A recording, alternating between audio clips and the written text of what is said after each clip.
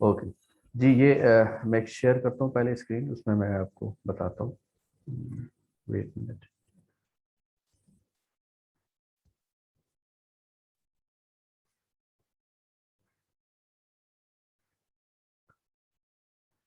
जी sir.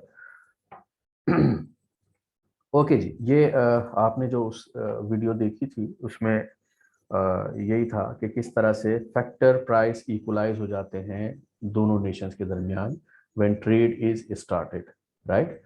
कि nation one जो है वो लेबर इंटेंसिव कंट्री था, इस वजह से वो लेबर इंटेंसिव प्रोडक्ट्स प्रोड्यूस करता था।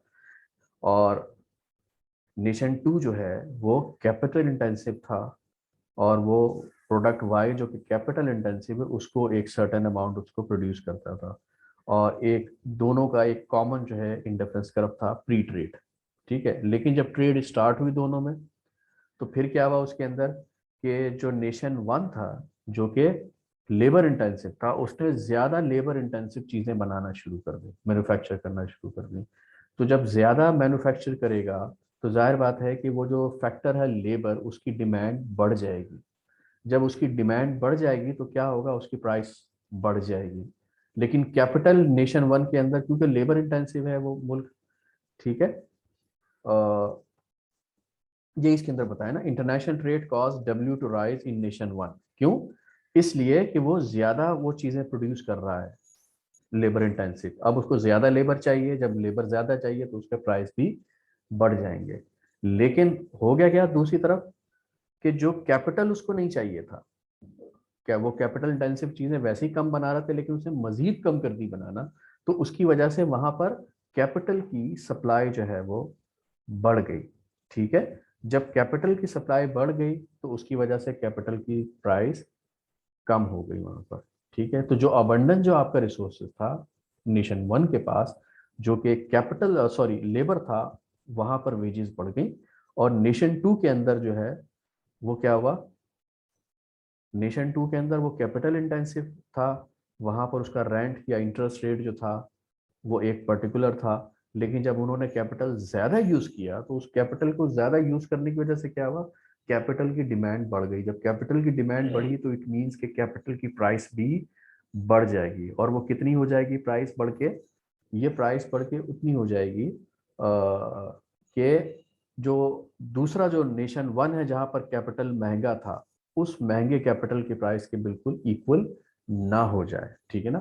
तो इंटरेस्ट रेट, तो इस तरह से ट्रेड के बाद दोनों मुल्कों में रीडिस्ट्रीब्यूशन ऑफ समझें कि एक होती है रिसोर्सेस की, कि लेबर इंटेंसिव होने के बावजूद भी उसकी लेबर की प्राइस बढ़ जाती है। कितनी बढ़ जाती है? उतनी बढ़ जाती है कि जितनी लेबर की प्राइस अब दूसरी नेशन में जहां से आप इंपोर्ट कर रहे हैं उसके बराबर हो जाती है। और यही चीज जो है क्या कहते हैं वो कैपिटल के साथ भी होता है, कि जो अबंडेंट है जो फैक्टर, उसकी प्राइस उसकी डिमांड की वजह से बढ़ जाएगी, और जो स्केयर रिसोर्सेज है उसकी प्राइस जो है वो कम हो जाएगी। कहाँ तक कम हो जाएगी? उतनी कम हो जाएगी जितनी कैपिटल इंटेंसिव कंट्री के पास जो वहां पर जो उसकी प्राइस थी।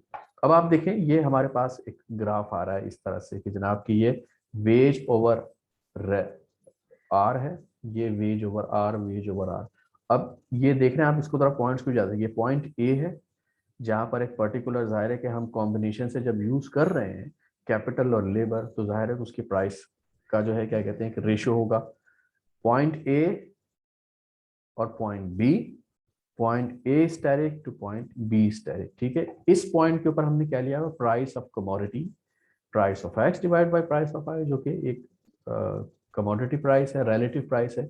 और यहाँ पर रिलेटिव इनपुट प्राइस है। हम अब ये जो है वो जो हमने इससे पहले जो देखी थी, यहाँ पर देखिए, यहाँ पर ए पॉइंट, जैसे वहां था एक ए पॉइंट और ए प्राइम था, और उसके बाद बी है, ठीक है, और बी प्राइम आ गया। ठीक है ना, इसी तरह का पॉइंट था यहाँ पर, बी से ए से बी पे गया, और ये ए प्राइम से बी प्राइम पे गया। और हमने कह दिया कि ये जो बी है और इधर जो बी है, इसके ऊपर जो price of X over price of Y है वो दोनों बिल्कुल इक्वल है, बराबर है। और हमने ये भी कह दिया इसके ऊपर कि जब ये इक्वल होता है तो फिर साथ साथ क्या होता है कि आपका जो फैक्टर प्राइस है वो भी इक्वल हो जाते हैं। किस वजह से? कि जनाब जब हम ए से बी पे गए तो इट मीन्स कि जनाब एक्स को हम ज़्यादा प्रोड्यूस कर रहे हैं, एक्स जो है इसमें लेबर ज़्यादा यूज़ होगी तो लेबर की डिमांड बढ़ जाएगी, जिसकी वजह से लेबर की प्राइस बढ़ जाएगी।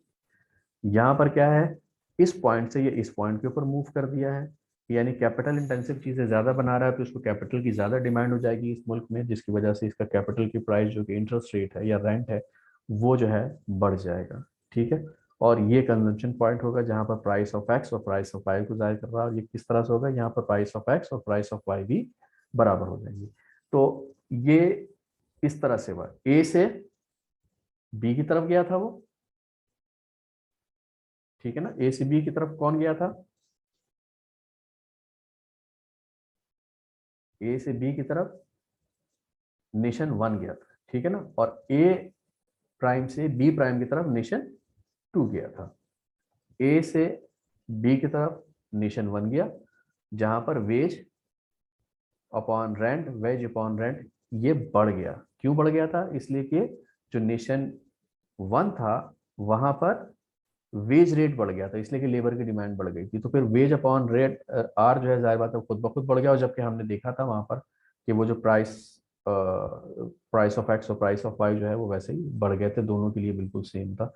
और जबकि यहाँ पर क्या था, नेशन टू के अंदर क्या था, जब वो ए प्राइम से बी प्राइम के ऊपर गया वहां पर क्या हुआ था, कैपिटल की प्राइस जो है वो बढ़ गई थी, यानी कि डब्ल्यू सेम है, यहाँ पर आर पहले कम था, यहाँ पर ज्यादा हो गया। जब ज्यादा हो जाएगा तो ओवरऑल वैल्यू जो हो जाएगी इस फ्रैक्शन की वो पहले से कम हो जाएगी, तो वो यहाँ पर आ जाएगा। तो फैक्टर इक्वलाइजेशन थ्योरम के अंदर क्या हुआ कि ये जो factor price ratio and product price ratio जो है वो दोनों आपस में दोनों कंट्री के अंदर वो बिल्कुल बराबर हो जाते हैं। ठीक है, ये फैक्टर प्राइस इक्वलाइजेशन है। उसके बाद स्पेसिफिक फैक्टर मॉडल है, मेरा ख्याल है कि हम इसको यहाँ पर थोड़ा सा स्टॉप कर देते हैं। अगर किसी का कोई यहाँ तक अगर कोई सवाल है तो जरा पूछ लें।